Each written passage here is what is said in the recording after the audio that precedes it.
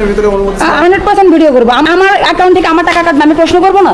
কেন আপনি প্রশ্ন করতে যাইবেন? অ্যাকাউন্টে যে টাকাটা আসছে এই টাকাটা তো আপনার না, এই টাকাটা হলো তাদের বাপের। যে জায়গায় প্রধানমন্ত্রী বলেছে কোনো টাকা কাটা হবে না, ওই জায়গায় টাকা কাটতেছে, মানে কত বড় হারামি ওরা। আইনে গেছে টাকা কাটিছে, টাকা তো ফেরত দিল, কোন আইনে ফেরত দিচ্ছে দেখেন। এখন যে আইনে ফেরত দিয়েছে সেই আইনটা হলো মানুষের ভালো দোয়া কম, গালি বেশি এবং মায়ের ভয়ে তারা এখন টাকাটা ফেরত দিয়েছে। আমি অনৈতিক কাজ করেছি, আমি অনৈতিক কাজ করেছি। অবশ্যই আপনি অনৈতিক কাজ করেছেন, কারণ আপনার টাকা কেন আপনি চাইবেন? তারা কেটে রেখেছে, তারা কাটবে, সমস্যা কি? যেখানে প্রধানমন্ত্রী বলেছে টাকা কাটা যাবে না সেখানে তারা কেটেছে, তাদের পাওয়ার তারা শো করতেছে। কেন আপনি তাদের পাওয়ারের ভিতরে হাত দিবেন? এটা তো আপনারই অন্যায় হয়েছে। ভিডিও করেছে, আমার কি অপরাধ হয়েছে? আমার কি অপরাধ হয়েছে? কেন ভিডিও করবো?